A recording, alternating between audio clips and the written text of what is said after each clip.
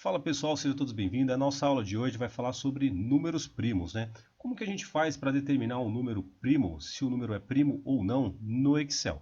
Eu sempre apresento para os alunos alguma coisa relacionada ao Excel nas aulas, né? Ou planilha, ou como desenvolver uma planilha, ou como desenvolver um gráfico. E aí eu fui questionado pelos alunos se seria possível desenvolver uma fórmula no Excel para determinar se um número digitado é primo ou não. Então vamos lá, olha só. Essa vai ser a célula que a gente vai digitar o número. Nessa segunda célula aqui, na célula B2, ele vai determinar quantos divisores tem. E na célula C3, ele vai dizer para a gente se esse número é primo ou não. Então aqui eu vou fazer algumas demonstrações para a gente entender como é que vai funcionar. A gente já sabe que um número é primo quando tem apenas dois divisores. Então olha só, vamos iniciar da seguinte forma. Vou colocar aqui lim, abro parênteses, coloco indireto, abro parênteses novamente. E aí eu vou criar uma lista que vai do número 1 até o número que eu digitei lá. Então eu vou selecionar a nossa célula ali, tá? Que é o A2. E essa fórmula vai criar uma lista que vai do número 1 até o número digitado. Então olha só como é que vai ficar. Por enquanto não digitei nenhum número, então vou digitar o número 10, tá? Olha só, apareceu o número 1. Se eu quiser verificar minha lista, eu volto aqui para minha fórmula e digito F9. Então ele me mostra aqui a lista, ó, de 1 até o 10, né? Como eu digitei o número 10, ele vai me mostrar a lista de 1 até o 10. Só essa informação de ter os números de 1 até o número escolhido não basta, né? O que eu preciso fazer? Vou usar o comando mod, abro parênteses aqui, seleciono o número escolhido, e aí o que a gente vai fazer? Vamos dividir esse número escolhido por todos os números da nossa lista lá, tá? Olha só, copiei e colei aqui o nosso comando anterior que cria a nossa lista. Então, ó, abriu parênteses, A2 lim indireto, que vai de 1 até o A2. Ficou faltando fechar um parênteses aqui, tá? Olha só, fechei o parênteses. E aí ele vai fazer essa divisão para a gente. Olha só o que acontece. Vou apertar um F9 aqui. Se eu pegar o número 10 e dividir por 1, sobra 0. Se eu pegar o número 10 e dividir por 2, sobra 0. Se eu pegar o número 10 e dividir por 3, sobra 1. Se eu pegar o número 10 e dividir por 4, sobra 2. E assim por diante. Então, só de analisar isso daqui, a gente já percebe que o número 10 já tem 1, 2, 3, 4 divisores comuns aí, que seria o número 1, o número 2, o número 5 e o próprio número 10 aqui no final. Ou seja, o número 10 não seria um número primo. Aí olha só, no próximo passo aqui eu vou copiar e colar a mesma fórmula. E aí, o que eu vou fazer de diferente?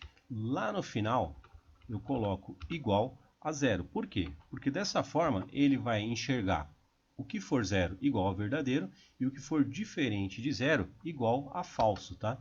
Olha só, quando eu venho aqui e clico F9, ele diz para mim, ó, o primeiro lembra que era zero, verdadeiro. O segundo, verdadeiro. O terceiro, diferente de zero, falso. Então, olha só, eu tenho 1, 2, 3, 4 verdadeiros, que seriam aquelas divisões com resto zero. Por que a gente fez isso? Porque agora a gente tem apenas duas condições.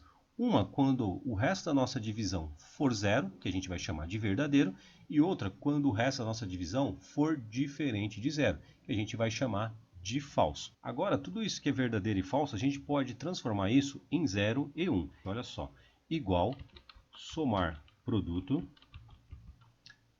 abro parênteses, e aí coloco dois traços para ele transformar tudo que é verdadeiro e falso em zeros em 1. Tudo que for verdadeiro vai ser 0, tudo que for falso vai ser igual a 1, tá?